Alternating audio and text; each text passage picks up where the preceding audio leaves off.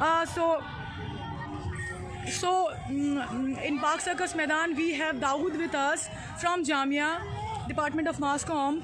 He has visited the Maidan earlier, and what I like about him is that ही बहुत humour होता है इनके बात में. सो आज मिलने का मौका मिला इनसे. सो आई वुड प्रेफर कि इन्हें जो अच्छा लगता है, जो भी एक टॉपिक पे वो बोले, और मेरे viewers please soon.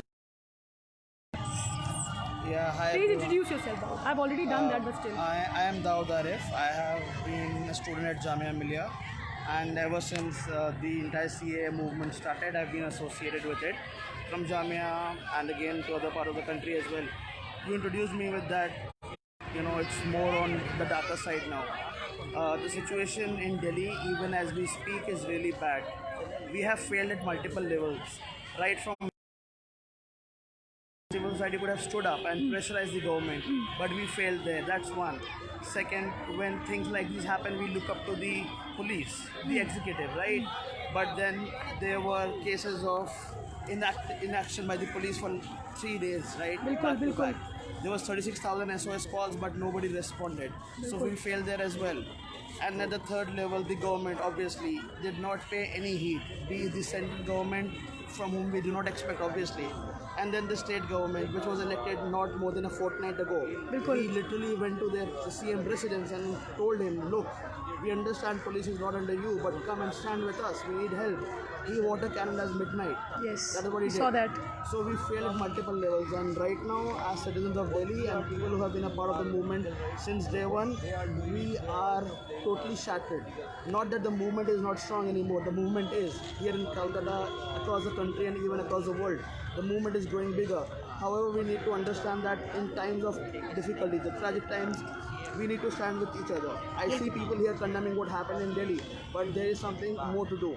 For instance, if any minister from Delhi comes, be it Udit Raj, the person who visited today from Congress, show him black flags, tell him, ask him questions, where were you when Delhi was burning? Very good. You were sitting right there in center of Delhi in a posh, lavish bungalow. You could have travelled to Northeast Delhi. If 20 MPs from Delhi who sit in Delhi could have gone to that area, you know, it would have been a big thing. That massacre that went for 3 days could have stopped the day one it was opening up. We failed at multiple levels. However, is there hope? Yes, definitely.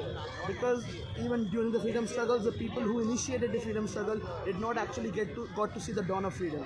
Similarly, we as protesters or we as civil society who are raising our voice against what is unconstitutional, let us do that with an expectation that it could be that we as a generation might not witness the change coming in, but likely the generation that follow will see a better country for us. So 2 minutes back when I was talking with you, you said people out here do not even know a fraction of what has happened in Delhi. What do you mean by that? Can you please explain that to the viewers? The scale at which violence was inflicted. You know, even before the day there was the outbreak, there was preparations that were underway, and people were observing it. We kept calling police, look, this is what's happening, come prevent it. They did not. Women protesters were sitting on streets, children, elderly, they were brutally attacked, and by attacked I mean they were not just killed, they were burnt as they were alive in their houses. The walls in the lanes that are affected. You said you stay in Northeast Delhi. I am stationed in Northeast Delhi ever since this thing happened, and I've been working with the relief camps there as well. So the entire lanes, you know, the entire localities are torched black. Even if you turn the flashlights on your phone, you're not able to see anything. That's the situation. The entire properties are ruined. People have been taken 20 years back in their livelihood. Can you imagine? A person who put bit by bit and constructs a house or a shop is now totally burned down. 1 or 2 family members from his house have been picked up. They have been either picked up by the police on false charges or is at the hospital as a victim of this violence. What do you expect from that person? The most vulnerable category here is the children. What they have seen from their eyes is people coming from a certain section, shouting certain things, and coming and burning their houses. We were working at one of the camps. We gave color sheets and crayons to people. One of the child there actually drew a building and drew a person next to it and saying, "Ye uncle ne mera ghar jalaya." How do you deal with that trauma? Oh God. India being a country where mental illness and mental health is secondary, you understand the scale at which it's going to last, because these children, when they grow up, They will have that trauma increasing in their mind if it's not addressed. We are still talking about giving relief to people in terms of monetary compensation. We are not even talking about mental health today, which Yes, again is going to be a big problem. Point. This is also likely to give a fertile ground for terrorism to grow. That's how it works, right? Absolutely. There is a genocide that happens and terrorist organizations come and they recruit. How is the government planning to tackle that? Or is it being systematically done to let that happen? We all need to question these things. Correct. Protesting is one, but this is the time that you start questioning each and every leader that comes. Be it Udit Raj, be it Aam Aadmi Party, be it BJP, be it the ruling power in Bengal. Just question them. When Delhi was burning, why didn't you send your 20 people there? They would have gone with their security. They have Z+ security. You go there and you stop it. Nobody came. We were crying. People were calling, giving SOS calls. It was a civil society that did the evacuation. They gave the emergency relief. Till date, the government is not helping there. Of all these days, finally there's a relief camp, just one relief camp in Delhi for the displaced. That too is managed by civil society again. On what fronts do we fight? We protest, we raise voice against what's wrong, we look after the riots, we take care of the victims, we try to work on mental health. That's too much for a civil society person to work on.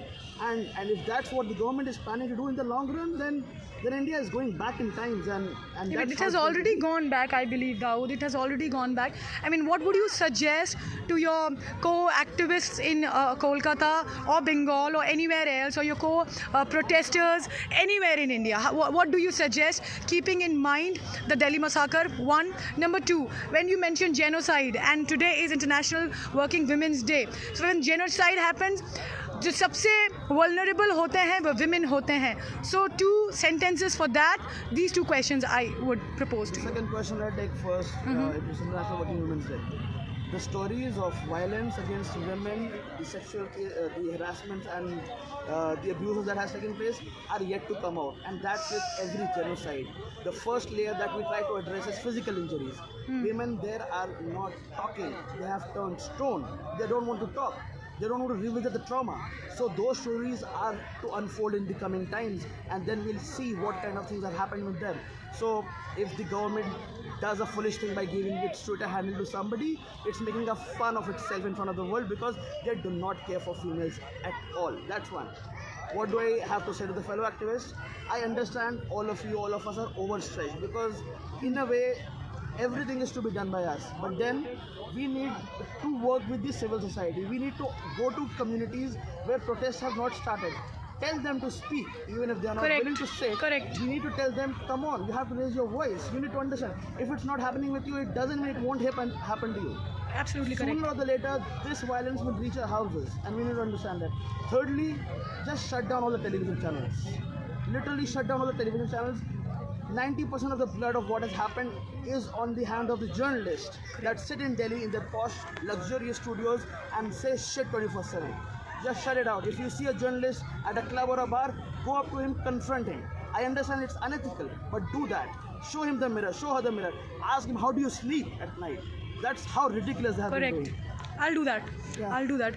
Thank you so much, Dawood. So Dawood was not at all in a humorous mood today because since we have learned what has happened from the first-hand source, and I am also broken, shaken, and I hope I'll come up with some more information with my viewers. Thank you so much. Thank you so much, Dawood Arif. Thank you so much.